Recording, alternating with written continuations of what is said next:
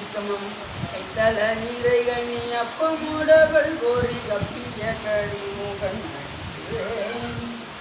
கற்றிடும் அடியவர் புத்தியில் உறைபவர் கற்பகமன வினை கடிதேறும் தம்மதியம் வைத்திடும் அரண் மகன் மசொருதிரங்குய யானை மத்தள வைரனை முத்தனி புதல்வனை மற்றவில் மலர் கொடு பணியே முத்தமிழடைவினை முப்படை முப்படை எழுதியும் முப்புறம் வீசினாட்சிவன் உரை ரதமச்சது கொடி செய்தார் வீரா அத்துயரது கொடு குப்பி ரமணிபடும் அப்புணம் அதனிடையாகி அப்புற மகளுடன் அச்சிறு முருகனை அக்கணமணமருள் பெருமா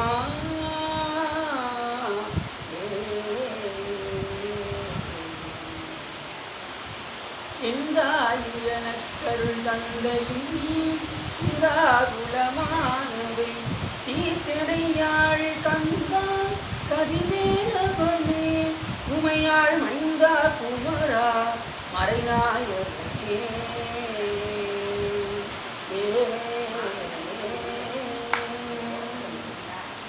ஊழியர் தோன்று பொழித்த புகழியர் தோன்றார் போற்றி ஆளுமிசை கல்விதப்பில் அனைந்தகிறான் அடிபோற்றி வாழை திருநாவலூர் வந்தொண்டர் வதம் போற்றி ஊழிமணி திருவாரூரர் திருத்தாள் போற்றி.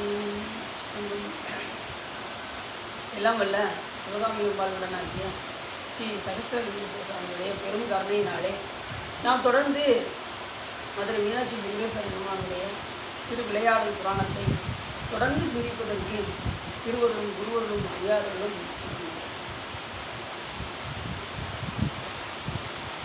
நாம் அனைவரும் உயிர் வர்க்கங்கள். நம்மள எந்த வர்க்கம்? உயிர்கள் எத்தனை இருக்கு அப்படின்னா எண்ணீரி உயிர்கள் இருக்கு. எண்ண முடியாத அளவுக்கு உயிர்கள். ஆனால் உயிரோட வகைகள் எப்படி இருக்கு அப்படின்னா 84 லட்சம் வகைகள் இருக்கு. வகைகள்னா எப்படின்னா இப்போ ஊர்வனால நமக்கு எவ்வளோ தெரியும்?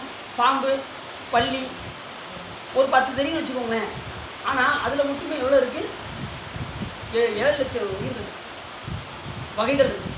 மனிதர்களில் 9 லட்சம், தேவர்களில் 11 லட்சம், நிலத்தில் வாழ்வன 10 லட்சம், நீர் வாழ்வன. இப்படி பார்த்தீங்கன்னா 84 லட்சம் கோடி பேதங்களில் உயிரினுடைய வகைகள் இருக்கு. இந்த 84 லட்சத்துலேயும் மாநிலத்து உயிர்கள் இருக்குது பார்த்தீங்களா? இந்த மனித பிறவி சாதாரணமாக வரல.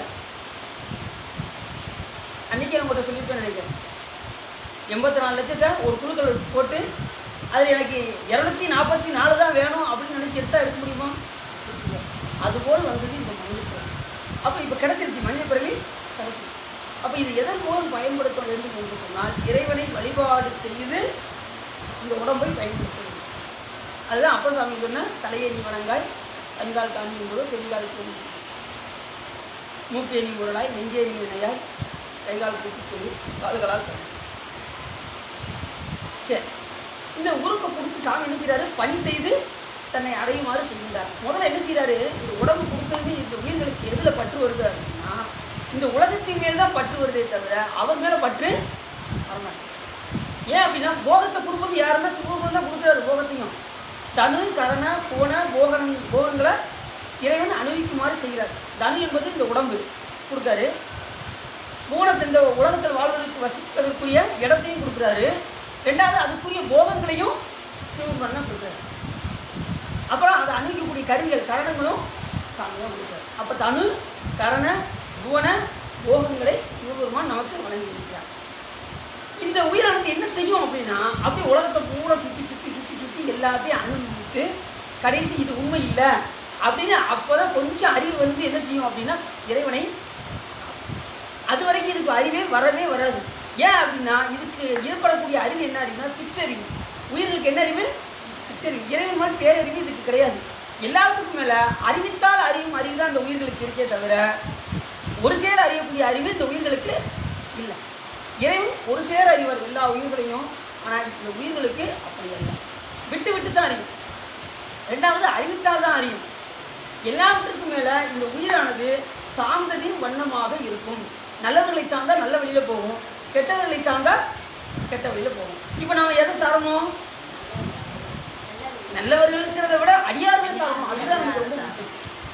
அப்படின்னா அடியார்களை சார்ந்தாதான் அவங்க போகக்கூடிய இடம் எந்த இடம்? சிவலோகத்துக்கு போவாங்க. நமக்கு இப்போ அந்த லோகத்துக்கு தான் போகணும். மற்ற எந்த லோகத்துக்கு போனாலும் எங்கே வந்துடுவோம்? பிறவிக்கு இங்கே வந்துடுவோம். ஏதோ சொல்லுவாங்கல்ல, நான் ஒழுக்கமாக வாழ்வேங்க, ஆனால் இறைவனை வழிபாடு செய்ய மாட்டேன். மனிதன் எப்படி வாழணுமோ வாழ்வேன், 4 பேருக்கு நல்லது செய்வேன், ஆனால் கடவுள் ஒன்றும் கிடையாதுன்னு சொல்கிறவங்க வந்து மேக்சிமம் தேவலோகம் வரைக்கும் போயிடுவாங்க. வையத்தில் வாழ்பவன் வானுரையும் தெய்வத்தில் வைக்கப்படும். தெய்வமாக கூட ஆயிடுவாங்க ஒழுக்கமாக வாழ்ந்து. ஆனால் கடவுளை வணங்கலன்னு வச்சுக்கோங்களேன், ஆனால் இறைவனை அடைய முடியாது. அந்த ஒரு வேலையை அவங்களால செய்ய முடியாது. ஆனால் மறுபடியும் பிறவி வந்துகிட்டே இருக்கும். ஒழுக்கமாக வாழ்ந்தாலும் கூட அடுத்து என்ன வரும்? பிறவி வந்து கொண்டே இருக்கும். ஆனால் அதே திருவள்ளுவர் அடுத்த இன்னொரு பாட்டிலையும் சொல்கிறாரு. என்ன சொல்கிறாருன்னா, யான் எனது என்னும் செருக்கு அறுப்பான் வானோருக்கு உயர்ந்த உலகம். இவங்களாம் எந்த உலகத்துக்கு போவாங்க? வானுலோகம் வரைக்கும் போவாங்க.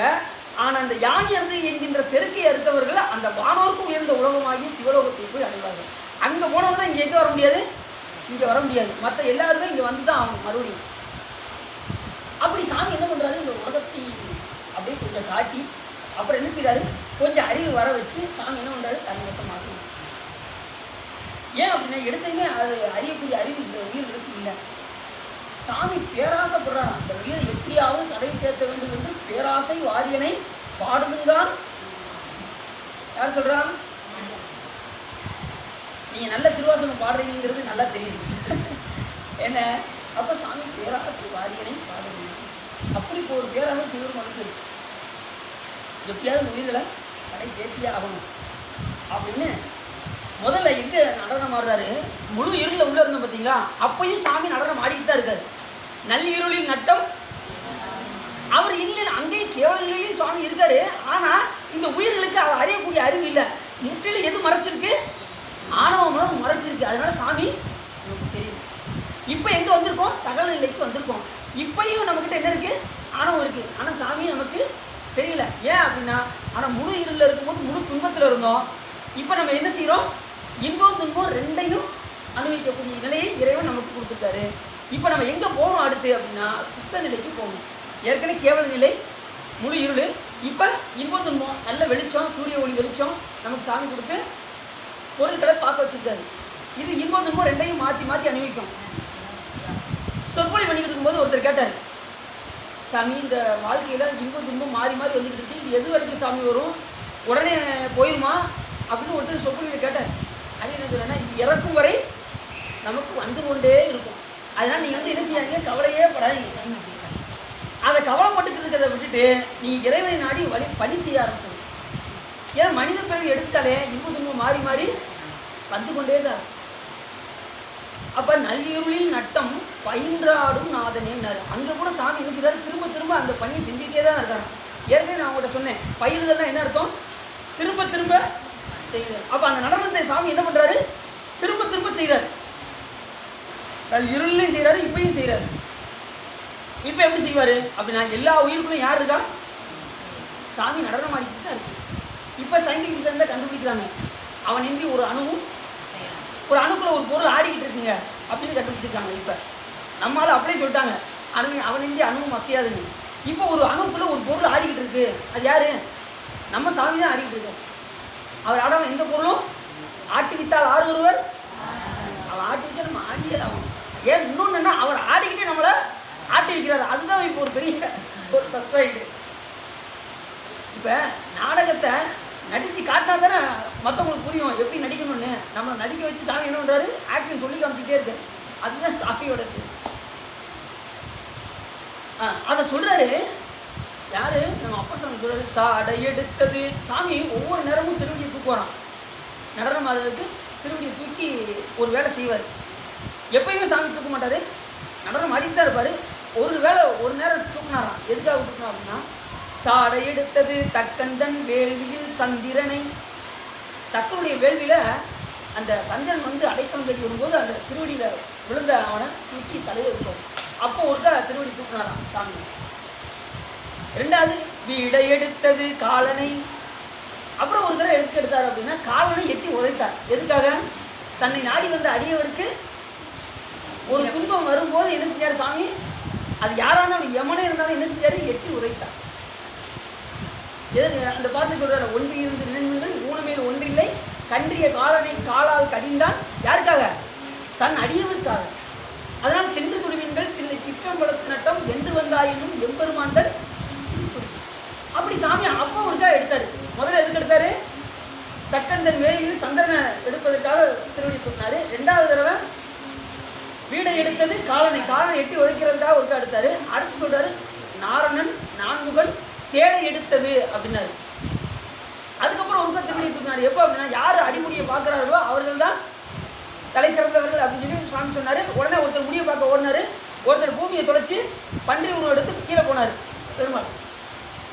அப்போ ஒருக்கா திருவடி எடுத்தாராம் சாமி. யாரு சொல்கிறான்? அப்போ சாமி சொல்கிறார், தேடை எடுத்தது நாரணன் நான்முகன் தேடை எடுத்தது தில்லை சிற்றம்பலத்து நட்டம்.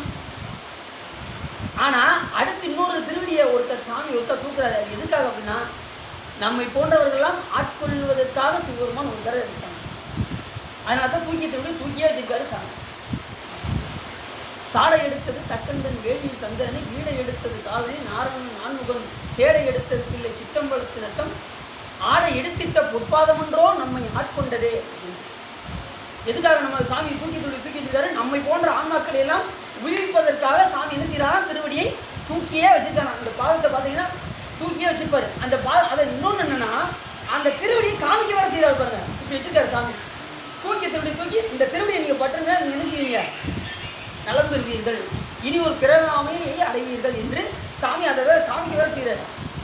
அதுக்கு பேர் என்ன பேரு? கஜகஸ்தம் என்று பேர். இந்த கையை மறைச்சிருக்காரு பார்த்தீங்களா? காமிக்கிறார் பாருங்க. அந்த கைக்கு என்ன பேரு? கஜகஸ்தம். யானை, உதாரணத்துக்கு யானை பாகன் இருக்கா பார்த்தீங்களா? யானை பாகன் அவனே வந்தாலும் கூட அந்த யானை பார்த்து காலை கொடுத்தா தான் என்ன செய்ய முடியும்? அந்த யானை மேலே ஏறி உட்கார முடியும். அப்படி இல்லாமல் நான் எளியாட்டில் வந்து நான் முதுகில் வந்து உட்காந்துக்கிறேன் அப்படின்னா அது அனுமதி இல்லாமல் என்ன செய்ய முடியாது? அந்த யானையில் வந்து ஏற முடியாது, எட்டி உதவி தள்ளிடும். அது பார்த்து அனுமதி கொடுத்து என்ன செய்யணும்? அந்த காலில் ஏறணும். ஆனால் நம்ம சாமி எப்படின்னா, நீ எப்போ வேணாலும் வாப்பா, நான் உனக்கு அருள் கொடுப்பதுக்கு ரெடியாக இருக்கேன், தூக்கியே வச்சுருக்கேன், எப்போனாலும் அந்த திருவடியை நீ பற்றி கொண்டு நீ வந்து விடு அப்படின்னு சொல்லி சாமி என்ன செய்கிறாரு? தூக்கிய திருவடியை தூக்கியே வச்சிருக்க. ஓடுதான் வருது. அப்போ எதுக்காக தருது? முதல்ல சாடை எடுத்தது தக்கந்தன் வேள்வியில் சந்திரனை, 2வது வீடை எடுத்தது காலனை, அப்புறம் 3வது நாரணன் நான்முகம் தேடை எடுத்தது. அவங்க தேடி போனாங்க. அப்போ திரும்பியை பார்க்க முடியல. உடனே சாமி என்ன பண்ணார்? அவர்களுக்கு அருள் செய்தார். அடுத்து நம்மை போன்ற ஆன்மாக்களை எல்லாம் உயிர்ப்பதற்காக சாமி திருவடியை தூக்கியே வச்சிருக்காரு. எதுக்காகனா, நம்ம எல்லாம் ஆடை எடுத்திட்ட பொற்பாதமன்றோ நம்மை ஆட்கொள்ளும். அப்படிப்பட்ட திருவடி இந்த பூமியின் மேல் வந்து நடனம் ஆட வேண்டும் என்று சொன்னால், ஒரு நடன நிகழ்ச்சி இங்கே நடைபெற வேண்டும் என்று சொன்னால், ஒரு நடராஜ முகூர்த்தம் இங்கே வர வேண்டும் என்று சொன்னால், அது யாரால் முடியும் அப்படின்னா, ஒரு 2 முனிவர்களால் தான் அது முடியும்.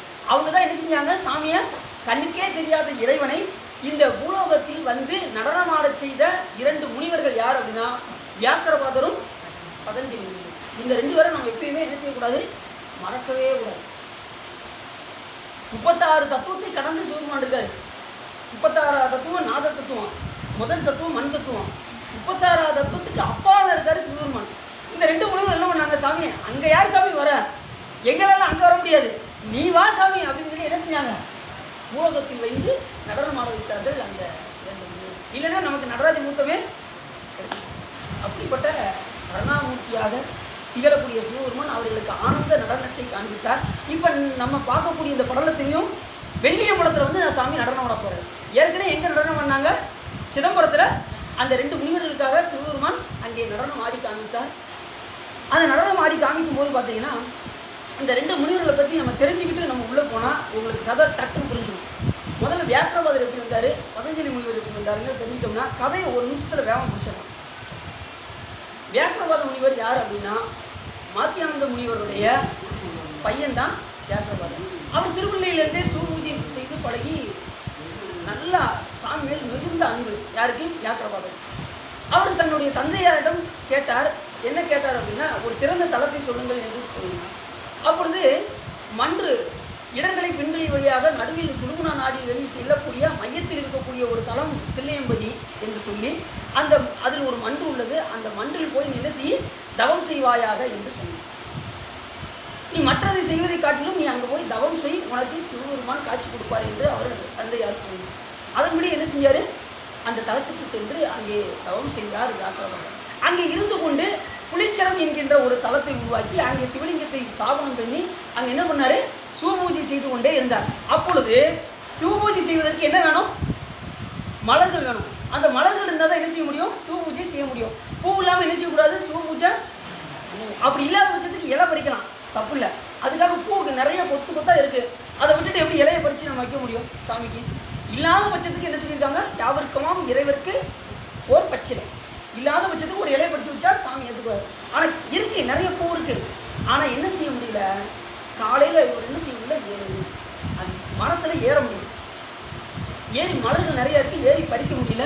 ரெண்டாவது அதில் பூரா வண்டுகள் மொய்த்திருக்கு. அப்போ அந்த நேரத்தில் அதிகாலையில் 3 மணிக்கு படிக்கிறது ரொம்ப சிறப்பு. 3 to 6 மணிக்கு படிப்பது ரொம்ப சிறப்பு. அந்த நேரத்தில் கண்ணு சரியாக தெரிய மாட்டேங்குது யாருக்கு, வியாக்கிரபாதர். அப்போ சாமிகிட்ட இவர் என்ன செய்யார், தவம் செய்து கொண்டே இருந்தார். அப்பொழுது சிவபெருமான் அவருக்கு காட்சி கொடுத்து அவருக்கு என்ன பண்ணார், என்ன வேணும் என்று கேட்டார். அப்படி கேட்டதும் எனக்கு புலி நகம் கொடுங்க சாமி அப்படின்னு கேட்டார். என்ன கேட்டார், புலி நகம். இப்போ சாமி காட்சி கொடுத்துமே இவர் எடுத்துமே மோட்சத்தை கேட்டலாம்ல, அப்படி கேட்கக்கூடாது, அது உயிரோட குற்றமாயிரும். எதுவுமே படிப்படியாக தான் போகணும். இறைவனை அடைவதற்கு என்ன செய்யணும், சோபான முறைன்னு பேர். அந்த படிப்படியாக பூஜையெல்லாம் செஞ்சு தான் நம்ம இறைவனை போய் அடைய முடியும். அப்போ இவர் என்ன செஞ்சார் அப்படின்னா, அந்த நேரத்தில் பறிப்பதற்கு புலி நகமும் புலியினுடைய கண்ணையும் கேட்டார். ஏன்னா அந்த நேரத்தில் கண்ணு அவ்வளோ வெளிச்சமாக தெரியுமா புலி. அதனால தான் அவருக்கு பேர் புலிக்கால் முனிவர்னு பேர். வியாக்கிரபாதருக்கு என்ன பேர், வியாக்கிரம்னா புலின்னு அர்த்தம், பாதம்னா அவருடைய அந்த புலியினுடைய பாதத்தை உடையவர். அந்த நேரத்தில் கண் எப்படி தெரியுமா, பளிச்சுன்னு தெரியும். அந்த புலிக்காலை அந்த கண்ணையும் சிவபெருமானிடமிருந்து பெற்று அதிகாலையில் எழுந்து பெரும்புலர் காலை மூழ்கி பித்தர்க்கு பக்தராகி அருங்கொடு மலர்கள் கொண்டு ஆங்கு ஆர்வத்தை உள்ளே வைத்து விரும்பினல் விளக்கு தூபம் விதியினால் இடவல்லார்க்கு கரும்பினில் கட்டி போல்வார் கடவுர் வீரட்டனாரே என்று அப்புசாமி பாடுவதற்கு பெரும்பாலும் முதல்ல காலையில் எந்திரிச்சதுமே என்ன முதல் வேலைனா, எந்திரிச்சு முதல்ல குளிச்சிடணும். அதுதான் ரொம்ப முக்கியம். முதல்ல நம்ம என்ன செய்வோம், காலையில் எந்திரிச்சதுமே முதல்ல பெட் காஃபி எங்க அப்படிங்குவோம். முதல்ல என்ன சொல்லுவோம், பெட் காஃபி கேட்போம். பல்லு கூட விளக்காமல் என்ன செய்வோம், டீயை குடிக்க ஆரம்பிச்சிடுவோம். அப்படியெல்லாம் இல்லாமல் முதல்ல என்ன செய்யணும், பெரும்புலர் காலை மூழ்கியாச்சு. பித்தராகிய சிவபெருமானுக்கு நாம் பக்தராக ஆயிடுறாங்க. ஏன் சிவபெருமான பித்தருங்கனாங்க, எல்லா உயிரையும் கடைத்தேற்ற வேண்டும் என்கின்ற பித்து அவருக்கு ரொம்ப இருக்குது சாமிக்கு. ஆனாலும் இழுத்து பார்க்குறது இந்த உயிர் வசத்துக்கு வரவே மாட்டேங்குது. இப்போ வாப்பான்னு இழுக்காரு சாமி. நம்ம இன்னும் பேரனை பார்த்துட்டு வந்துடுறேன், இன்னும் பேத்தியை பார்த்துட்டு வந்துடுறேன், நான் அதுக்கு ஒரு கல்யாணத்தை பார்த்துட்டு வந்துடுறேன் அப்படின்ட்டு இங்கேருந்து போகவே மாட்டோம். அன்னைக்கு ஒரு கதையை சொன்னேன் அவங்களுக்கு. ஏன்னா பந்த பாசம் அந்த அளவுக்கு நமக்கு இல்லை. ஆனால் உண்மையால் யாருக்கு நேசம் வரணும், யார் மேலே நேசம் வரணும்னா சிவபெருமான் மேலே தான் நேசம் வரணும். ஆனால் யார் மேலே நமக்கு நேசம் வருது, வீட்டில் உள்ளவர்கள்ட்ட தான் நமக்கு அதிக நேசம் வருது. ஏன்னா நம்ம அப்படியே பழகிட்டோம். எத்தனை பிறவியில் நம்ம பழகிருக்கோம், ஒரு பிறவி 2 பிறவிலே பழகிருக்கோம். கோடான கோடி பிறவியில் பந்தவாசங்களுக்கு மயங்கினதுனால இன்னும் நம்மளை அது மயக்கிட்டே இருக்குது, நாமும் மயங்கிட்டே இருக்கோம். கொஞ்சமாவது இது திரும்பி பார்க்க மாட்டேங்குது. அதனால தான் நந்தி பெருமாள் அங்கே வச்சுருக்காங்க. நந்தியை எப்போயுமே நந்தி வந்து நேராக பார்க்காது, சாமியை பார்த்து லேஸ் அப்படி திரும்பி இருக்கும். பார்த்துருக்கீங்களா, பின்னாடி பலிபீடம் இருக்குது. இது பந்தபாசம், அது வந்து சாமி. ஏன் இப்போ ஒரு ஸ்டெப்பு முன்னாடி வச்சு சாமி போய் அடைஞ்சிடலாம். ஆனால் கொஞ்சம் திரும்பி பார்த்து பார்த்தீங்கன்னா, கொஞ்சம் இன்னும் கொஞ்சம் உலகத்தை அனுப்பிச்சிட்டு வந்துடுறேன் அப்படின்னு இப்படி திரும்புது. இது ஆன்ம நந்தின்னு அன்றைக்கே உங்கள்கிட்ட சொன்னேன். இந்த நந்திக்கு என்ன பேர், நம்ம உயிர்களை மையமாக வைத்த நந்திக்கு பேர் ஆன்ம நந்தி. இந்த உயிர்கள் ஒரு ஸ்டெப் எடுத்தால் உள்ளே போயிடலாம். ஆனால் இதுக்கு என்ன அதிகமாக விருப்பம் இருக்குன்னா, உலகத்தின் மேல் விருப்பம் அதிகமாக இருக்குது. அதனால தான் அப்படி திரும்பின மாதிரி இருக்குது. கொஞ்சம் என்ன நல்லா அனுப்பிச்சிட்டு வந்துடுறேன் சாமி. ரைட்டுப்பா. இப்போ ஒரு பாலபருவத்திலேயாவது வருவியா, பாலபருவத்தில் எவ்வளோ வேலை இருக்குது, இன்னும் நான் நல்லா ஓடி ஆடி விளாடணும். சரி, அதுக்கப்புறம் ஒரு இளைஞர் பருவத்திலையா, அதுக்கப்புறம் எனக்கு நான் கல்யாணம்லாம் முடிக்கணும். அடுத்து எப்போ கடைசியாவது வருவியா, இன்னும் என் பேர குழந்தையெல்லாம் பார்க்கணும். எப்போ இப்போயாவது வருவியா, கடைசி அந்த சொந்த பந்தங்களாலே என்ன செய்வாங்க, பேச்சு வாங்கி அடி வாங்கி கடைசி சாமிகிட்ட போவாங்க. ஆனால் அன்னைக்கு அந்த கதை சொன்னேன் அவங்ககிட்ட. அப்படி நாம் யார் மேலே அதிகமாக உயிராக இருக்கோமோ அவர்களாலே நம்ம என்ன செய்வோம், துன்பப்பட்டு அதுக்கப்புறம் இறைவனை நாடுவோம். அந்த அளவுக்கு நம்ம அதுக்கு முன்னாடி நம்ம என்ன செஞ்சிடணும் அப்படின்னா, அந்த நிலை வருவதற்கு முன்னாடியே நாம் சொந்த பந்தத்தோடு தான் இருக்கணும். நல்ல கவனமாக்குறாங்க, சொந்த பந்தத்தோடு தான் இருக்கணும். உலகத்தோடு ஒட்ட ஒழுகிக்கொண்டே இறைவனை என்ன செஞ்சிடணும், பற்றி கொண்டே இருக்கணும். எந்த நேரம் பிடி அதில் இருந்துகிட்டே இருக்கணும். இதுக்கு வாரியசாமின்னு ஒரு கதை சொல்லுவார். என்ன கதை அப்படின்னா, அந்த பெண்கள் எல்லாம் கிராமத்தில் நிறைய குடத்தில் தண்ணியெல்லாம் எடுத்துகிட்டு வருவாங்க. தலையில் ஒரு குடம், இடுப்பில் ஒரு குடம், இங்கே ஒரு குடம், பார்த்துக்கிட்டீங்களா? 3 குடம் எடுத்துகிட்டு வருவாங்க. நம்ம 2 தான் நம்ம, அவங்க 3 குடம் எடுத்துகிட்டு வருவாங்க. இப்படி இந்த 3 குடம் எடுத்துகிட்டு வந்துட்டு பக்கத்தில் ஏகப்பட்ட பேசிகிட்டே வருவாங்க. நீ அவன் இப்படி இருக்கானா மேடே அப்படின்னு என்ன செய்வாங்க, ஊர் பேச்சு பேசிக்கிட்டே இருப்பாங்க. ஊர் பேச்சு பேசினாலும் சிந்தனை ஊரை இங்கே இருந்தாலும் அந்த குடத்தினுடைய பிடியில் எப்படி இருப்பாங்க, குடத்தினுடைய பிடியை விடவே மாட்டாங்க. என்ன பேசினாலும் குடத்தின் பிடியை. அதுபோல் நம்ம உலகத்தில் என்ன மாதிரி இருந்தாலும் சரி, எதில் பந்த பாசம் இருந்தாலும் சரி, ஆனால் பிடி எது மேலே இருக்கணும், சிவபெருமான கட்டியாக பிடிச்சிக்கணும். எண்ணிலை நின்றாலும் எக்கோலம் உண்டாலும் மன்னிய சீர் சங்கரன் தாள் மறவாமை பொருளென்றே துண்ணிய வேடம் தன்னை துறவாத தூய சிவம் தன்னை மிகும் அன்பினால் மறவாமை தலைமை. பிடி யார்கிட்ட இருக்கணும், சங்கரன் தாள் மறவாமை. அது ஒன்று தான் ரொம்ப முக்கியம். யார் சொல்கிறா, சேக்கிர சுவாமி சொல்கிறார். சங்கரனுடைய திருப்படி கொண்டு அதில் நம்ம வலுவாக இருக்கணும். அப்படி இவர் என்ன பண்ணார், சிவபூஜை செய்தார். யார், நித்யானந்த முனிவருடைய மகனாகிய வியாக்கிரபாத முனிவர் புலிச்சரம் என்கின்ற ஒரு தலத்தை உருவாக்கி சிதம்பரத்துக்கு பக்கத்தில் 2 கிலோமீட்டர் தொலைவில் இருக்கும். நம்ம எல்லாம் போய் பார்த்தோம்ல, புலிச்சரம் அனந்தீச்சரம்லாம் பார்த்தோம்ல. அந்த புலிக்கால் முனிவர் அங்கே அந்த மலர்களை பறித்து கொண்டு சிவபூஜை செய்து கொண்டு அங்கே என்ன செய்கிறாரு, தவத்தில் இருக்கார். எதுக்காக, இந்த நடனத்தை காண்பதற்காக, சிவபெருமானுடைய நடனத்தை காண்பதற்காக அங்கே இருந்தார். சரி, இப்போ பதஞ்சலி முனிவர் என்ன பண்ணார் அப்படின்னா, அந்த பதஞ்சலி முனிவர் யார் அப்படின்னா அனுஷாதேவியுடைய பையன் தான் யார், இந்த பதஞ்சலி முனிவர். இவர் ஆதிசேடனாக பெருமாளுக்கு இந்த துயில் கொண்டிருப்பார். பார்த்தீங்களா, பெருமாள் துயில் கொள்ளும்போது அவருக்கு ஆசனமாக யார் இருப்பார், அந்த ஆதிசேடன் இருப்பார். அந்த ஆதிசேடன் ஒரு நாள் பெருமாள் அப்படியே ஆனந்த துயில் கண்டு அப்படியே கண்ணீர் வடித்து கொண்டு அப்படியே ஆனந்த இலையில் அப்படியே அசைஞ்சிட்டு இருந்தார். உடனே ஆதிசேடன் கேட்டார், சாமி இவ்வளவு இன்பத்தின் மூழ்கி திளைத்து கொண்டிருக்கிறீர்களே, என்ன காரணம் என்று கேட்டார். யார், அந்த ஆதிசேடன் படுக்கையில் இருக்கார். பார்த்தீங்கன்னா அந்த ஆதிசேடன் ஆகிய பாம்பு அவரிடம் கேட்டது. யாரிடம், நமது திருமால். அந்த அப்போ சொல்கிறாரு சாமி, பெருமாள் சொல்கிறாரு, அந்த தாருகாவனத்து முனிவருக்காக சிவபெருமான் அவருடைய ஆணவ செருக்கை ஒடுக்கி சிவபெருமான் நடனம் முடிந்து கொண்டிருந்தார். அதை கண்டு நான் என்ன செய்தேன், மெய் சிலிர்த்து கொண்டிருக்கிறேன் அப்படின்னாரு. அந்த நடனத்தை பார்த்து எனக்கு மெய் சிலிர்த்து போச்சு அப்படின்னாரா, அதனால் கண்ணீர் வந்தது அப்படின்னாருங்க. இதை சொல்கிறத கேட்டு அவருக்கு கண்ணீர் வந்துடுச்சு. யாருக்கு, ஆதிசேடன் கண்ணில் இருந்து கண்ணீர் பொது பொது பொது பொதுன்னு வருது. உடனே பெருமாள் பார்த்தாரு, அதான் நீ சாதாரண ஆளு கிடையாதுப்பா, நீ மிகப்பெரிய சிவனடியார் அப்படின்னாரு. யார, ஆதிசேடன்.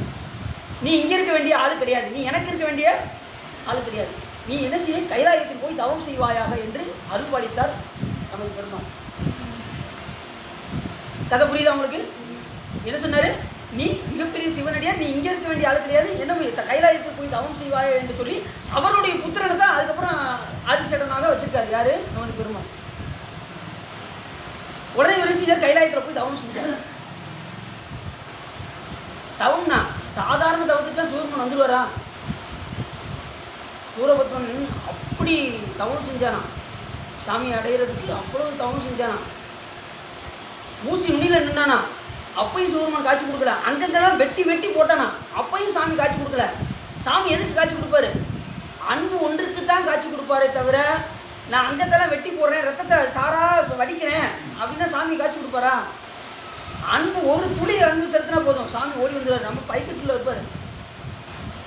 அவன் அங்கங்களெல்லாம் வெட்டி போட்டான், அப்பையும் இறந்து கிடந்தான். உடனே ஆனால் அவருக்கு சாமி காட்சி கொடுக்கல. அவரோட தம்பி இருக்கான் பாருங்க, சிங்கவாசனம், அவனுக்கு காட்சி கொடுத்தாரு சிவபெருமான். அவன் ஒரு துளி நினச்சா சாமி அவருக்கு காட்சி கொடுத்து என்னப்பா வேணும்னு கேட்டார். சாமி என்ன சாமி வேணும், நான் என்ன செய்ய போறேன், எங்கள் அண்ணன் உயிர் பிச்சு வரணும் அப்படின்னா. எப்படி கேட்டால் பார்த்தீங்கன்னா, அப்பயே சகோதர பாசத்தை கொண்டு வந்து சொல்லியிருக்காங்க கந்தபுராணத்தில். இதுக்கப்புறம் பார்த்தீங்கன்னா ரொம்ப சிறப்பாக இருக்கும். கந்தபுராணம்லாம் எடுத்தோம்னா இதுக்கு அடுத்து பார்ப்போம், வாய்ப்பு கிடச்சி நம்ம கந்தபுராணம் பார்ப்போம். திருவிழா முடிச்சுட்டு கந்தபுராணம் பார்ப்போம். என்ன அப்போ சகோதர பாசத்தை எப்படி சொல்கிறாங்க பாருங்கள். அப்போ என் தம்பியை உயிர் பிச்சு வரணும்னாரு. உடனே சாமி என்ன பண்ணார், அவரை உயிர்ப்பிச்சு கொண்டு வந்துட்டாரு. சரி வேற என்ன வேணும்னு ஒரு வார்த்தை கேட்டார். அங்கே தான் மிஸ்டேக் ஆகி போச்சு. சாமி என்ன பண்ணார், வேற என்ன வர வேண்டும்னு கேட்டார் சிவபெருமான்.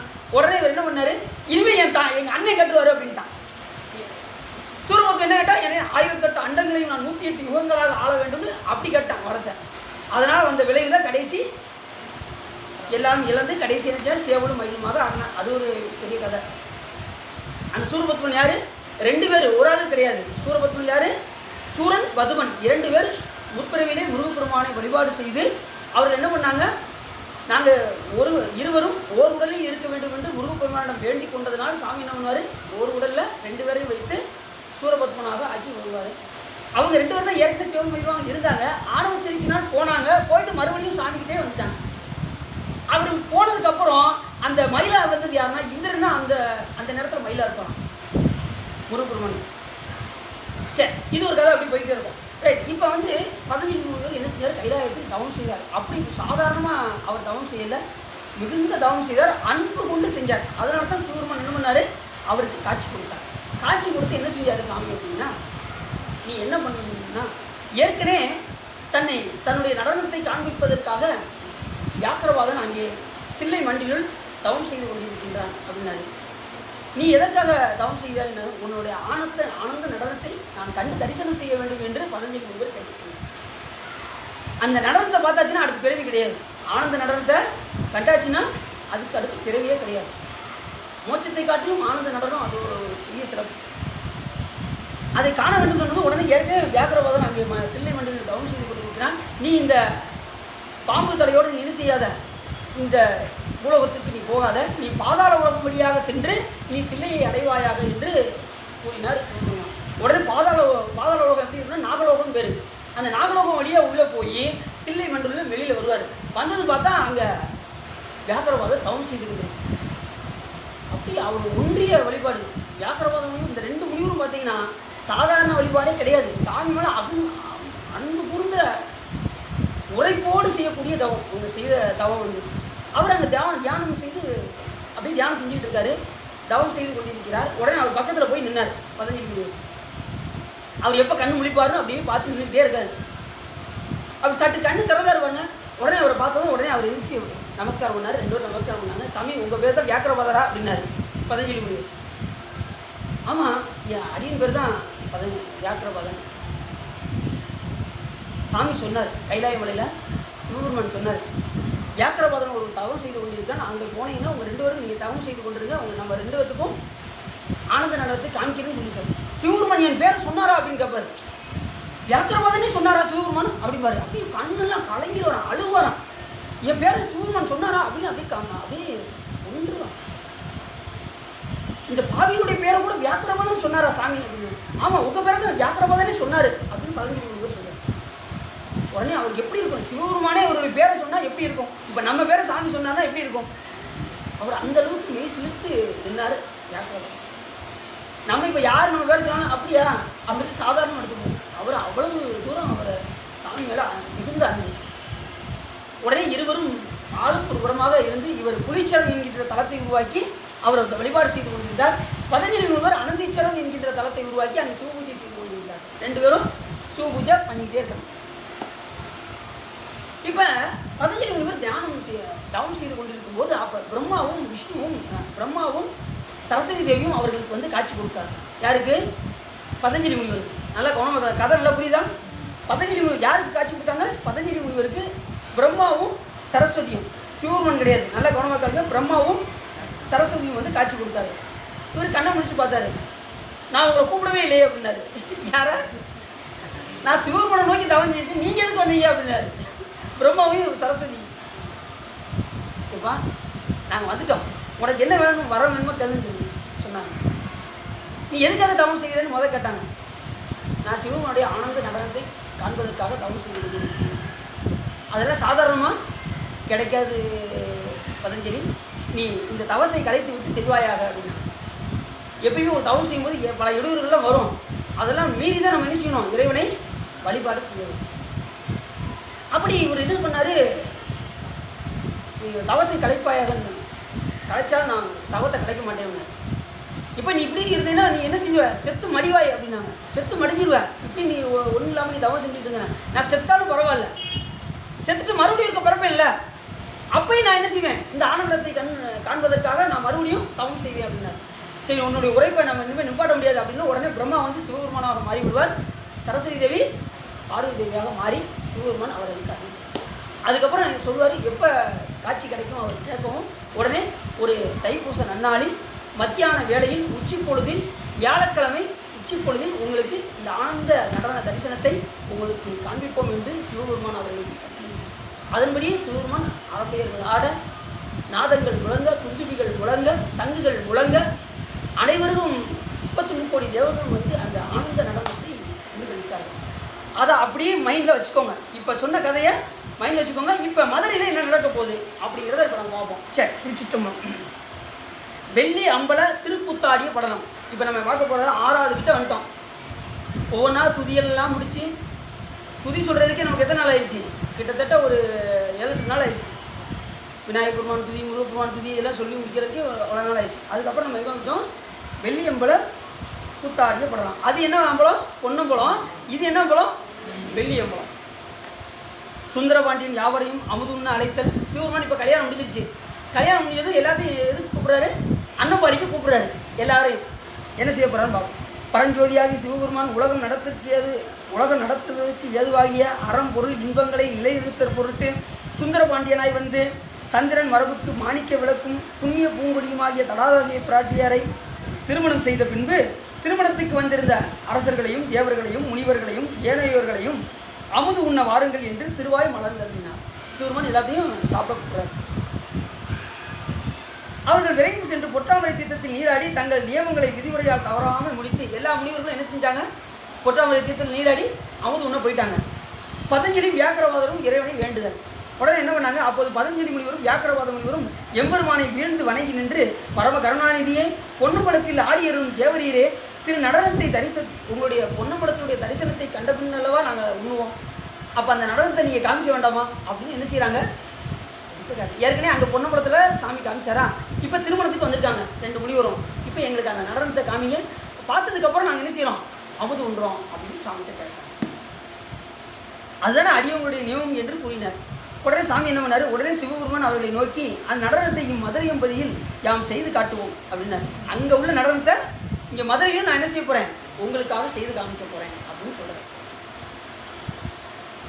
தில்லைப்பதி இதயமாகும் இம்மதுரை எம்பதி துவாதசாந்தவானம். அது வந்து என்ன, அது இதயம் போன்றது. இது வந்து துவாதசாந்தம். துவாதசாந்தம்னா ஏற்கனவே சொன்னேன், 12 அங்குல பெருவெளியில் உச்சி, 12 அங்குல பெருவெளியில் உச்சியில் இருக்கக்கூடிய தலமாக வழங்கக்கூடியது இந்த மதுரை எம்பதி. மற்ற உறுப்புகள், சிவபெருமானுக்கு ஒவ்வொரு இடமும் ஒவ்வொரு உறுப்புகளாக இருக்குமா. பிரம்மாண்டமே சரீரமாகவும் மேல் உலகம் இடைப்பட்ட மேற்பட்டவனமாகிய மேல்பாகம் வந்து மூலாதாரம், சுட்டாதாரம், மணிபூரகம், அநாகதம், விசுத்தி, ஆஞ்சா, பிரம்ம மந்திரம் என்பன. கீழுலகம் இடைக்கு கீழ்பற்றவையாக தொடை, மூலம், தொடை நடு, முழந்தாள், கணைக்கால், பரடு, புறவடி, கால் பெருவிரல். இது பூராமே கீழுலகம் மேல் உலகம்னா சிவபெருமானுடைய ஒவ்வொரு அங்கங்களாக இருக்கான். சாமி ஏன் அப்படின்னா, சாமி எல்லா பொருட்களையும் என்ன செஞ்சிருக்காரு, கலந்து இருப்பதினால். இப்போ முருகப்பெருமானை போய் பார்த்தீங்கன்னா, இவர் என்ன செய்வார், சூரபத்மன் 1008 அண்டங்களையும் 108 யுகங்களாக ஆழ்வாரா. அப்போ சாமியோட சண்டை போடுவார். முருகப்பெருமானோட சண்டை போடும்போது அவருடைய கண் இருக்குது பார்த்தீங்களா, நெகம் ஃபுல் நகம் கூட கிடையாது. அந்த நெகத்தில் ஒரு துளியை, அவர் ஒரு துளியில் என்ன இருக்குமா, அவர் ஆளக்கூடிய 1008 அண்டங்களும் இருக்குமா. அவருக்கு சாமி என்ன பண்ணுவார், முருகப்பெருமான் அவருடைய ஆணவ மலத்தை மறைத்து அவருக்கு அறிவு ஞானத்தை கொடுத்து தன்னை காமிப்பாரான். சாமி வந்து எப்பயுமே சாமி வந்து கருணாமூர்த்தி. அவன் எதிர்த்து சண்டை போடுறான்னா அவன் எந்த அளவுக்கு தவம் செஞ்சுட்டா சாமியை எதிர்த்து போயிடுவான். யோசிச்சு பாருங்க. முற்பொழில் செய்த தவத்தின் காரணமாக அவருக்கு ஆணவ மலத்தை கொஞ்சம் மறைச்சு அவருக்கு அறிவு ஞானத்தை ஊட்டி தன்னை காணுமாறு செய்தார் முருகப்பெருமான். அப்போ அவர் காணும்போது ஏன் காண வச்சார் அப்படின்னா, அவர் எதுக்கு ஆசைப்பட்டார், 1008 அண்டங்களையும் 108 யுகங்களாக ஆளணும்னு ஆசைப்பட்டார்ல, அது எதுன்னு பாருப்பா அப்படின்னு சொல்கிறதுக்காக சாமி என்ன பண்ணார், அவருக்கு அந்த விஸ்வரூப காட்சியை காமித்தார். அப்படி காமிக்கும் போது அவர் என்ன பண்ணார், அந்த நெகக்கண்ணில் இருந்து தான் அந்த 1008 அண்டங்களும் அதை பார்த்து அவருக்கு. அப்போ நெகக்கண்ணில் மட்டும் 1008 அண்டங்கள் இருந்தால் அப்போ உடம்புல எத்தனை யுகம், எத்தனை அண்டங்கள் இருக்கும், 224 குணங்கள். அந்த 224 குணங்களிலும் ஒவ்வொரு குணங்களிலும் எத்தனையோ கோடி அண்டங்கள், எத்தனையோ கோடி அண்டங்கள், அத்தனையும் கட்டி காக்குறது யாரு, சாமி தான். நம்ம அப்பத்தனமா இந்த 1008 அண்டங்களை போய் கேட்டோமே அப்படிங்கிற உணர்வு அவர் வரணுங்கிறதுக்காக தான் சாமி என்ன பண்ணாரு, அவருக்கு விஷ்ணு ஆச்சு. அதுக்கப்புறம் தான் அவர் தெரிஞ்சு அதுக்கப்புறம் சாமிகிட்ட வந்து விழுந்ததுக்கப்புறம் தான் சாமி என்ன பண்ணுவார், அவர் சேவலும் மயிலுமாக ஆக்கி தன்னிடம் வந்து அது கந்தபுராணத்தை. இப்போ அதே போல தான் சாமி என்ன பண்ணுறாரு, அந்த உடம்பெல்லாம் அந்த அங்கங்களாக ஒவ்வொரு உலகமும் அவருக்குள்ளே இருக்கும்போது இந்நில உலகில் அளவில்லாத தெய்வத்தன்மை பொருந்திய தானங்கள் பல உள்ளன. அதை உங்களுக்கு ஓரளவுக்கு நான் சொல்கிறேன் அப்படின்னு சொல்லி சாமி சொல்கிறாரு முனிவர்கிட்ட. திருவாரூர் மூலாதாரத்தனம் லிங்கத்துக்கு நடுவிடமாக இருக்குமா திருவாரூர் தனம். நல்லா கவனமாக கட்டுக்கோங்க. திரு ஆனைக்கா சுவாதித்தானம், அதாவது மூலாதாரம், சுவாதித்தானம், மணிபூரகம், அநாகதம், விசுத்தி, ஆஞ்சா என்கின்ற 6 ஆதாரங்கள் இருக்குது. அந்த 6 ஆதாரங்களிலும் ஒவ்வொரு தலம் குறிப்பிட்டு சொல்லப்படுவது. யார் சொல்கிறார், சிவபெருமானே சொல்கிறாரு. இந்த தலத்தை வந்து சுவாமியே சொல்கிறாருன்னா அப்போ இது நம்ம ரொம்ப முக்கியமாக எடுத்துக்கணும். திருவாரூர் மூலாதாரம், திருவானைக்கா சுவாதித்தாதானம், அது சாமி மறைவிடமாக இருக்கக்கூடியது. திரு அண்ணாமலை மணிபூரகம், அது தானம் நாபியாக வழங்கக்கூடியது. அடுத்து தில்லைப்பதி, அநாகதம், இதயஸ்தானம் ஏற்கனவே நம்ம பார்த்தோம்ல. அதனால தான் நடராஜ பெருமான் எங்கே வச்சுருக்காங்க, இடப்பக்கமாக வச்சுருக்காங்க. அங்கே சாமி எப்பயுமே நடனம் ஆடிக்கிட்டே இருப்பார். இங்கே ஆட்டம் நின்றுச்சுன்னா நமக்கு வெளியில் அங்கே ஆட்டம் ஆட ஆரம்பிச்சுடுவாங்க, டம டம டம்னு கொட்ட ஆரம்பிச்சுடுவாங்க. இங்கே ஆட்டம் நின்றுச்சுன்னா சாமியோட ஆட்டம் நமக்கு வெளியில் ஆட ஆரம்பிச்சுடுவாங்க. அதனால தான் அந்த இடத்துல இதயஸ்தானமாக விளங்கக்கூடியது தில்லைப்பதி. அடுத்து திரு காலத்தி விசுத்தி கண்டம் விசுத்தி.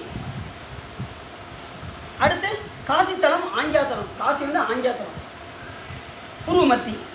அடுத்து கைலாயம் பிரம்மஸ்தானம், அடுத்து கைலாயமலையை சொல்லி பிரம்மஸ்தானம்.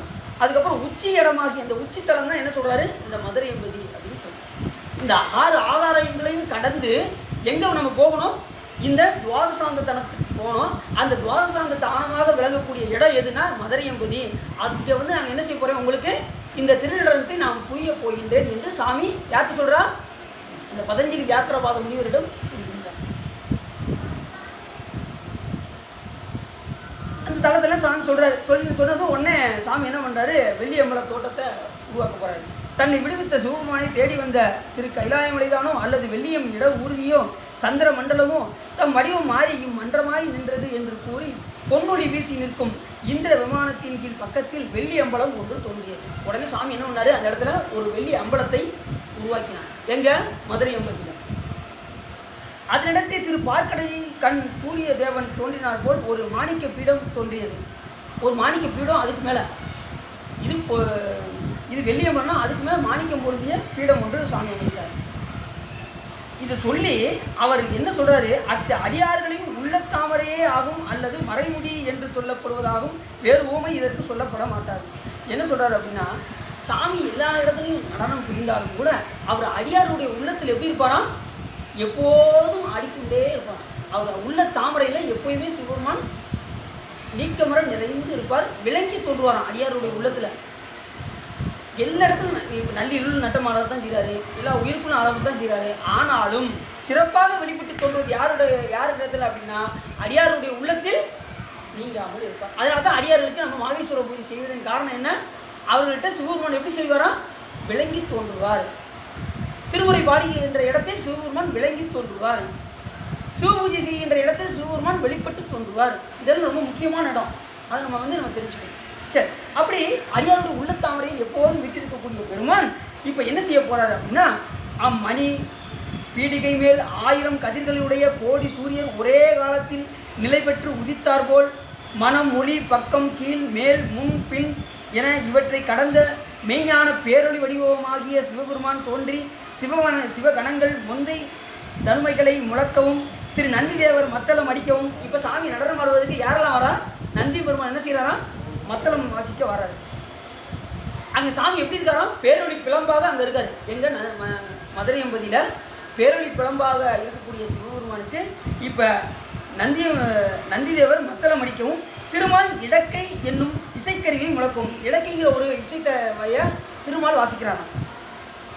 தும்புரு நாரதரை இருவரும் இசை பாடவும்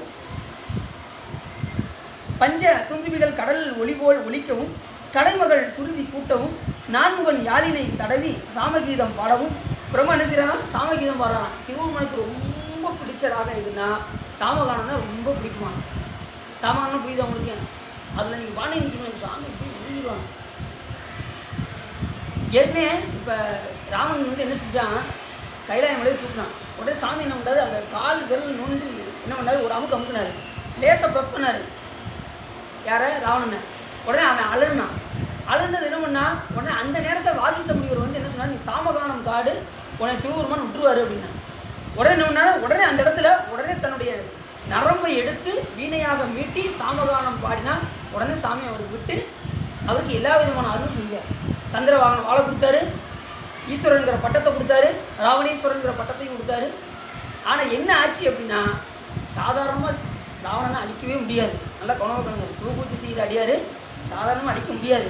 ஆனால் ராமன் ஏன் கொன்றான் அப்படின்னா, அவர் தவறான வழியில் சிவபெருமான் கொடுத்ததை தவறான வழியில் பயன்படுத்தியதால் அது வீணாக போகிறது. சந்திரவாகன வாகனத்தை வச்சு என்ன பண்ணா, ஜடாயை வெட்டினான்.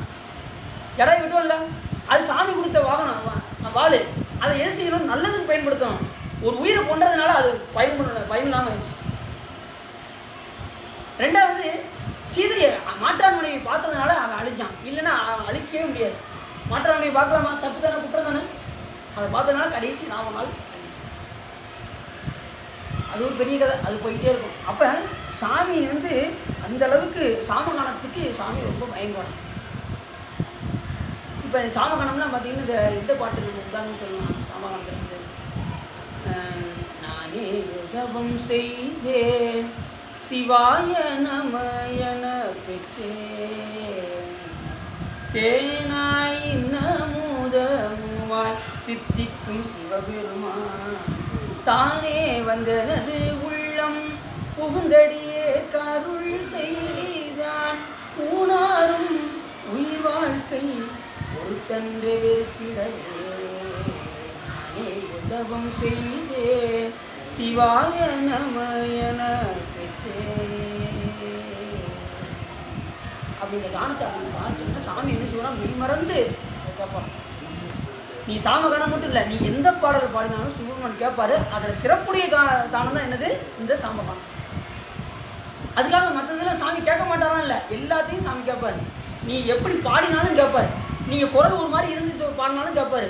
கோளை மிடராக கவி கோலும் இளவாக இசை கூடும் வகையால் ஏழை அடியாரவர்கள் யாவை சொன்ன சொல் மகிழும் ஈசனிடமாம். சாமி வந்து நீங்கள் பாடுறதுக்கு தான் அவர் ரெடியாக இருக்காரு. தன்னை போட்டு பாடாதா அப்படின்னு ஏங்குவாரான் சாமி. ஏன்னா அவருக்கு ரொம்ப பிடிச்சது எது, பாட்டு. எல்லா ஞானிகளும் பாட்டை சொல்லாமல் இருக்கவே மாட்டாங்க.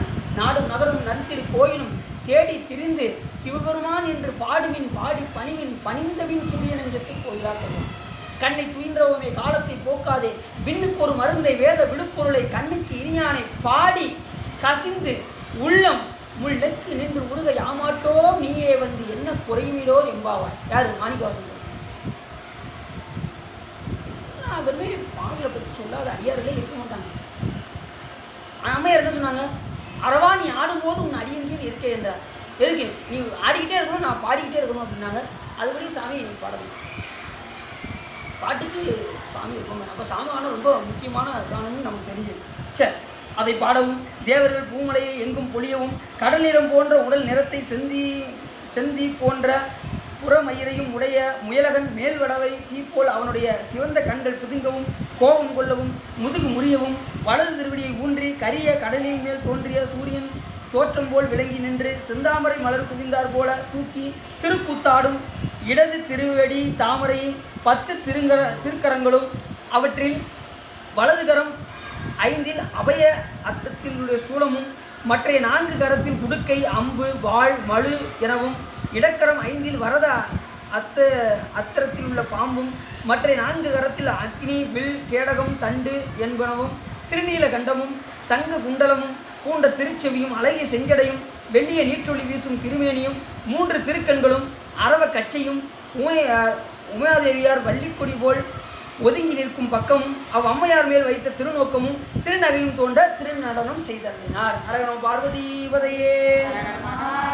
இவர்களும் இத்தனை கரத்துலையும் சாமி ஒவ்வொரு இதையும் வச்சிருக்காருன்னு சொல்லி பக்கத்தில் யார் நிற்காருன்னு சொன்னார், உமையம்மை பக்கத்தில் நிற்காங்களாம். அவங்க சாமியுடைய நோக்கம் எங்கே இருக்கான், அம்பாளை பார்த்து நோக்கி ஆடுறாராம். அதுதான் இப்போ ரொம்ப முக்கியமான பாயிண்ட். என்ன பாயிண்ட் சொன்னார், அம்பாளை நோக்கி ஆடினாருன்னாரு. நம்மளை பார்த்து ஆடலை, சாமி யாரை பார்த்து ஆடினாரு. ஏன் அப்படின்னா உயிர்களாகி நம்மளெல்லாம் தாங்க முடியாது. புரியுது அவங்களுக்கு சிவனுடைய நடனத்தை நாம் அது வந்து ஜோதி பிளம்பு, அது நம்ம பக்கத்தில் கூட நம்ம நிற்கக்கூடிய தகுதியும் கிடையாது, ரெண்டாவது நம்ம பார்க்க முடியாது. அதனால் நோக்கம் யார் மேலே இருக்குது? அம்மையார் மேல் வைத்த திருநோக்கமும் திருநகையும் சிரிக்கிறான் சாமி. திருநகையும் தோன்ற திரு நடனம் செய்தருளினார். இதை திருமுறையில் சுந்தரம் சாமி ஒரு பாட்டு அழகாக சொல்கிறாரு. என்ன பாட்டு அப்படின்னா,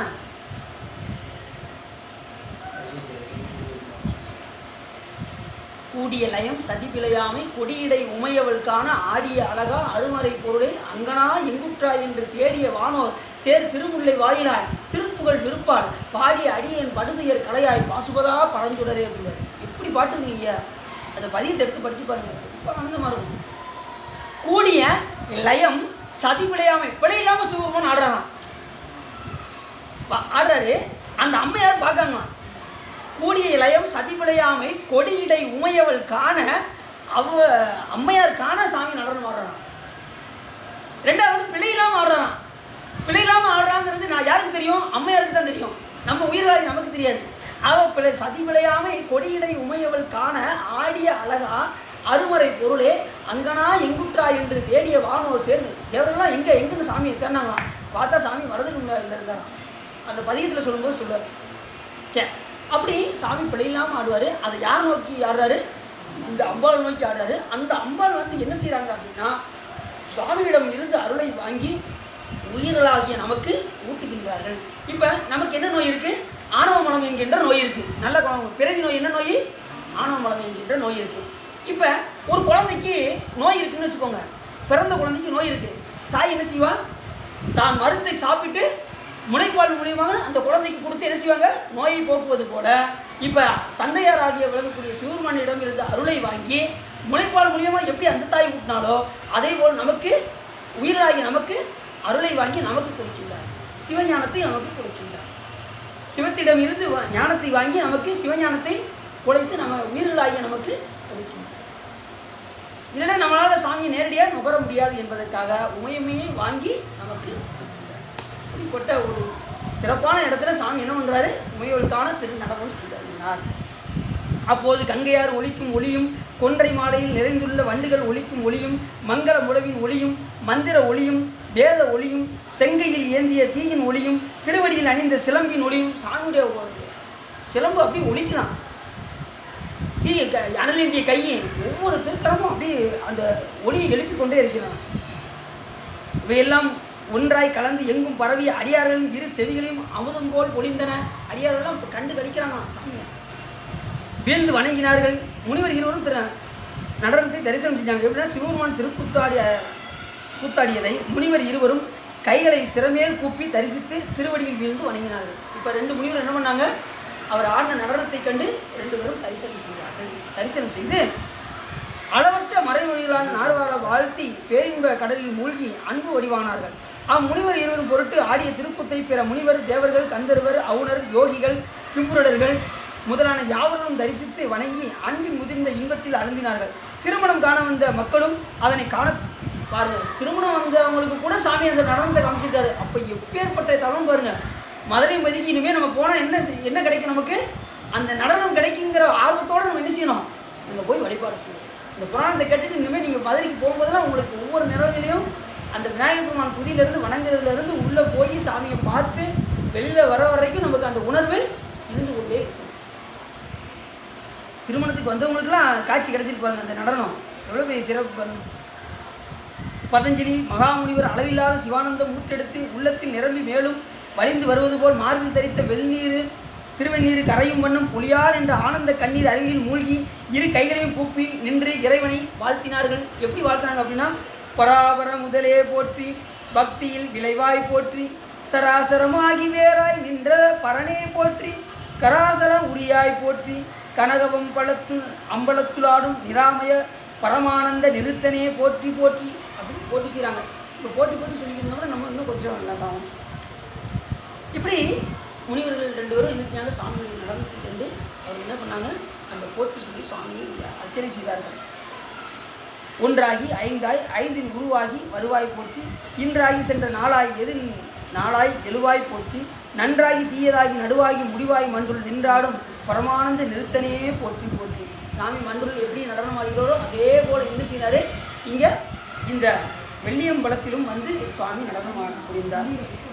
அப்படி புரியும் போது உடனே முனிவர்கள் என்ன பண்ணாங்க, வரம் கேட்க ஆரம்பிச்சிட்டாங்க. 2 முனிவர்களும் சாமி என்ன பண்ணார், நடனத்தை கொடுத்ததுமே எப்பயுமே சாமி என்ன பண்ணுவார், காட்சி கொடுத்துட்டானா வரத்தை கேட்காம இருக்கவே மாட்டார். நம்ம ஆள் வந்து எப்படின்னா வரத்தை கேட்டு அவருக்கு கொடுத்தே பழகி போனவர். சாமி வந்து சொல்கிறல்ல, உரத்துறை ஓத தனியான உடை சிறிது ஓத தெரியாது மரத்துறை போலும் அடியேனும் மனத்து இருள் மூடி கிடலாமோ பரத்துறை சீர தவறு வாழ்வை பனித்தடி வாழ்வுற்ற அருள்வோனே வரத்துரணீத ஒரு சேய வைத்தியநாத வரங்களையே அள்ளி அள்ளி கொடுக்கக்கூடிய வைத்தியநாதருடைய பிள்ளையே அப்படின்னு யார் சொல்கிறா, அருணகிரிநாதர் சொல்கிறார். அப்படி ஏன்னா அப்படி வரங்களே அள்ளி அள்ளி கொடுக்கக்கூடிய பெருமான் என்ன கேட்டானா, வெள்ளியம்பலத்தில் நின்று கூத்தாடும் இறைவன் பதஞ்சலி வியாக்கிரவாதர் இருவரையும் நோக்கி கருணை கொடுத்து நன்று நீங்கள் விரும்பியது யாது என்று வினவினார். உங்களுக்கு என்ன வேணும் அப்படின்னு சொல்லி சுவாமி கேட்டார்.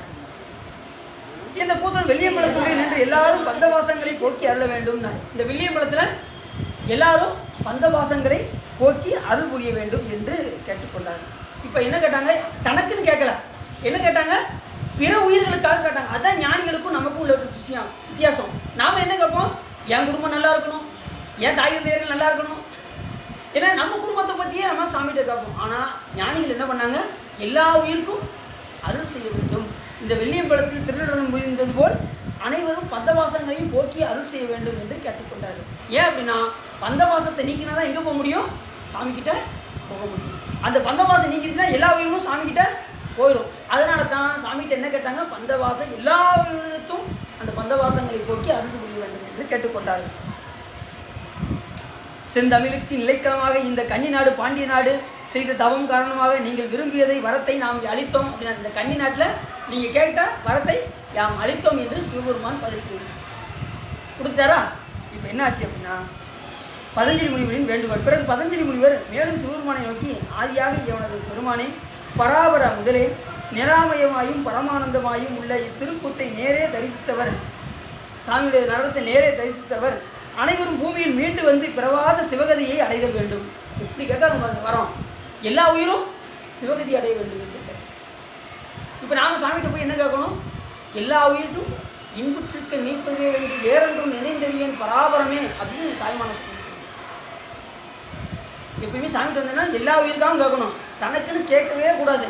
தனக்குன்னு கேட்க நமக்கு ஒன்றும் கிடைக்காது. நல்லா கவனம் கேட்டுக்கோங்க, தனக்குன்னு எதுவுமே கேட்கக்கூடாது. கேட்டால் என்ன கேட்கணும், எல்லா உயிரிடத்துக்கும் எல்லா உயிரும் இன்பமாக இருந்தால் எவ்வுயிரும் காக்கவோ ஈசனுண்டோ இல்லையோ அவ்வுயிரில் நாமும் ஒருவர். அப்போ எல்லா உயிருக்கும் இருக்கக்கூடிய பெருமான் நம்மளும் அதில் ஒரு உயிர் தானே, அப்போ நமக்கு செய்யாமல் விட்டுருவாராம். அதனால தான் சாமிகிட்ட கேட்கும்போது என்ன கேட்கணும், எல்லா உயிரும் இன்புற்றிருக்க நினைப்பதுவே அன்றி வேறு ஒன்றும் நினைந்தறிய பராபரமே. எல்லா உயிரும் குறைவில்லாத உயிர்கள் வாழ்க, வான்மையில் வளாது செய்க, மணிவளம் துறக்க மன்னன் கோன்முறை அரசு செய்க, குறைவில்லாத உயிர்கள் வாழ்க, குறைவில்லாத எல்லா உயிர்களும் வாழணும்னு சொல்லி நம்ம சாமிகிட்ட கேட்போம். அதனால தான் அந்த பாட்டை கடைசியாக வச்சாங்க. சாமிகிட்ட நமக்கு என்ன கேட்கணும்னு தெரியாது. அதனால தான் கடைசி முடிவில் சாமி மழை தவறாமல் பெய்யணும், செங்கோல் ஆட்சி நடைபெறணும், குறைவில்லாத உயிர்களெல்லாம் வாழணும் அப்படின்னு சொல்லி முடிச்சுக்கிடணும். அதுக்கப்புறம் போய் சாமிகிட்ட போய் எங்கள் குடும்பத்தை கொஞ்சம் நல்லா பார்த்துக்கோ சாமி, ஏதோ நீ பார்த்து செய் சாமி அப்படின்னு சாமிகிட்ட போய் என்ன பண்ணக்கூடாது, விண்ணப்பம் சொல்லணும். இதோட சொல்லி முடிச்சிடணும். சரிங்களா, ரைட்.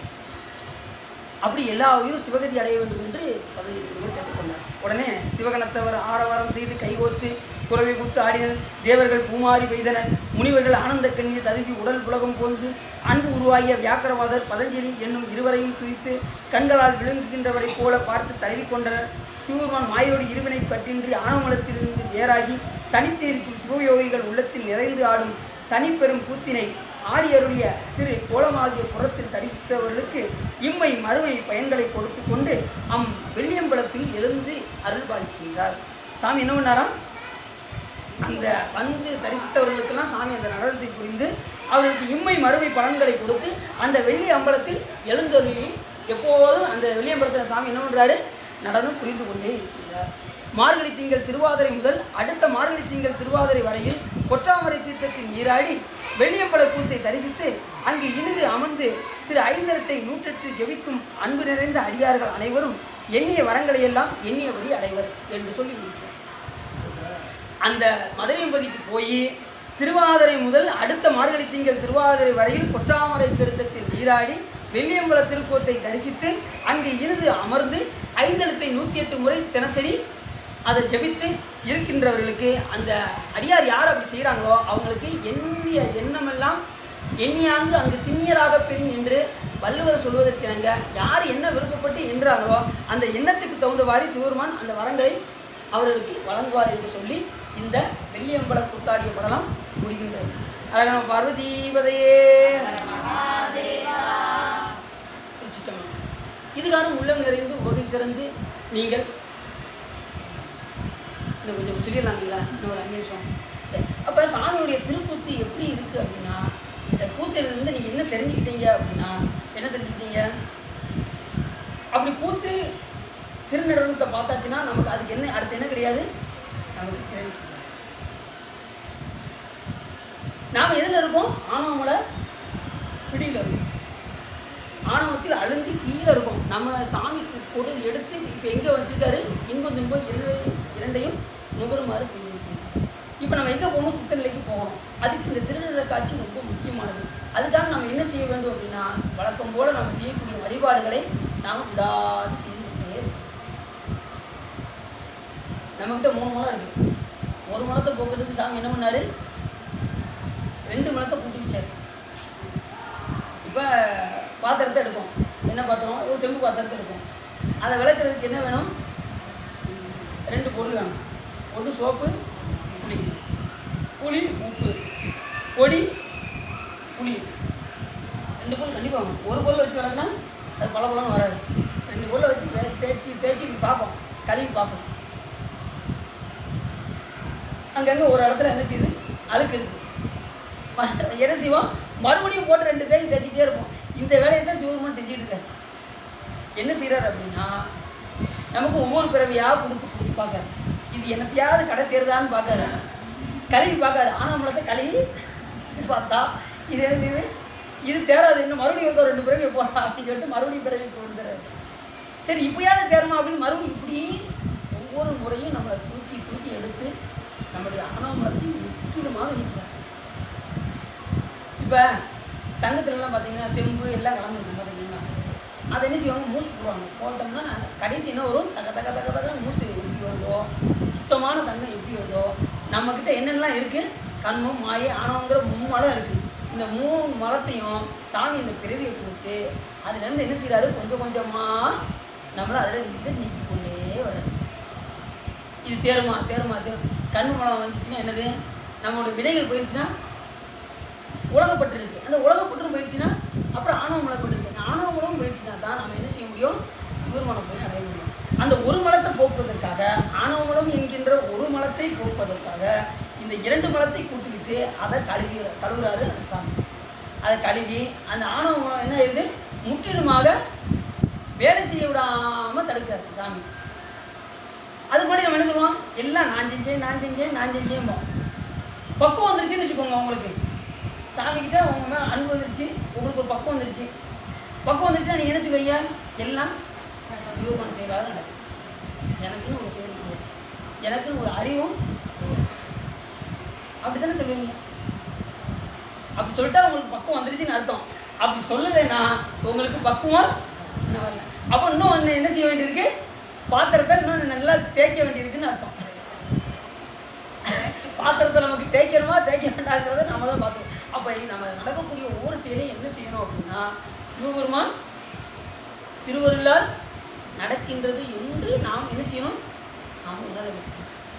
அந்த உணர்வதற்கு தான் வழிபாடு. அந்த வழிபாடு இருந்தால் தான் அந்த நிலை வரும். இல்லைன்னா வரவே வாய்ப்பே இல்லை. சாமி ஏற்கனவே சொன்னேன், எதுக்காக சாமி தூக்கி வச்சிருக்காரு? ஆடை எடுத்திட்ட பொற்பாதம் என்றோ நம்மை ஆட்கொள்வதற்காக சிவபெருமான் தூக்கியே வச்சிருக்காரு. அந்த மும்மலம் போனால் தான் நம்ம என்ன செய்ய முடியும்? அந்த திருவடியை நாம் பற்ற முடியும். அந்த மும்மலத்தை போக்கியாச்சுன்னா, திருவடியை பற்றியாச்சுன்னா நம்ம எங்கே போயிடுவோம்? அவங்ககிட்ட போயிடுவோம். இப்போ தடுத்து நிற்பது ஆணவம். அதுக்கு சாமி என்ன பண்ணுறாரு? இந்த வழிபாடெல்லாம் நமக்கு கொடுத்துருக்காரு. இந்த வழிபாடு பண்ணி தான் நாம் என்ன செய்ய முடியும்? அவரை போய் நாம் அடையணும். அப்போ அதுதாங்களா? அப்போ நான் இல்லையா? சரி, கேள்வி ஃபோன் மட்டும் கேள்வி வச்சுருக்கு. சரி, இல்லைன்னா பார்த்துக்கலாம். சரி, பார்த்துக்கலாம். சரி, இப்போ சாமி இந்த தொழிலுக்கு தான் நம்ம பண்ணிக்கிட்டு இருக்காரு. இந்த ஆணவ மலத்தை நீக்குவதற்காக இந்த இரு மலங்களையும் கூட்டி வைத்து ஆணவ மலத்தை போக்கி முற்றிலும் வேலை செய்ய விடாமல் தடுத்து அதை மெலிவடைய செய்கின்றார். ஆணவ மலம் எப்பயுமே அழியாது. நல்லா குணமாக கட்டுக்கோங்க. கைலாயமே போனாலும் ஆணவ மலம் அழியவே அழியாது. அது என்றும் உள்ள பொருள். இறைவனும் என்றும் உள்ள பொருள், இந்த உயிர்களும் என்றும் உள்ள பொருள். ஆனால் என்ன ஆகும் அப்படின்னா அது முற்றிலும் வேலை செய்யாது. அப்போ சாமிகிட்ட போயிடுச்சுன்னா வேலை செய்யும். நான் முடிஞ்ச முடிவு கொஞ்சம் வராங்களா? ரைட். அப்போ முற்றிலும் அதுக்கு என்ன செய்யாது, வேலையே இருக்காது. அப்போ எல்லா செயலும் சிவன் செயல் சிவன் செயல்னு சொல்லி வந்ததுக்கப்புறம் உங்களுக்கு என்ன ஆயிரும், ஆணவங்களும் முற்றிலும் நீக்கிறோம். இறைவன் மேல் உங்களுக்கு அன்பு வந்துடும். அதுக்கப்புறம் பேரானந்தத்தை நாம் அடைவோம் என்று சொல்லி இதுக்காக உள்ளம் நிறைந்து உவகை சிறந்து இந்த வெள்ளி அம்பல கூத்தாடிய படலத்தை நீங்கள் கேட்டு உள்ளம் நிறைந்து உவகை சிறந்து நீங்கள் கேட்டதினால் உங்களுடைய வல்வினை கரைந்து திருவருள் உரையும் என்று சொல்லி திருப்புகழ் பாடி அடியே உரையை நிறைவு செய்யும்.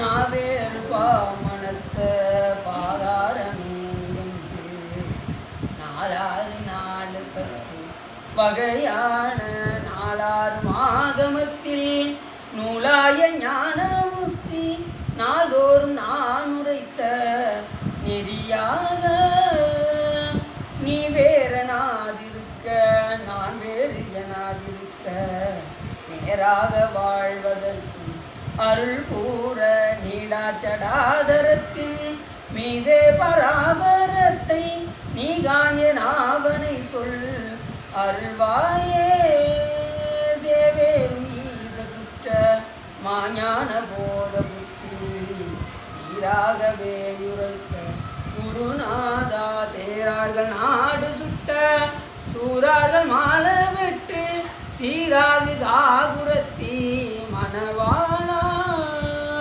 காவேரி நேர் வடக்கிலே வாகி பூமணத்த காவா சுவாமி வெற்றி முருகோனே கார்போடு மேனி பெற்ற மாகாளி வாழை சக்தி காமாரி வாவி பெற்ற பெருமானே. ஒரு சரி முடிஞ்ச கடைசி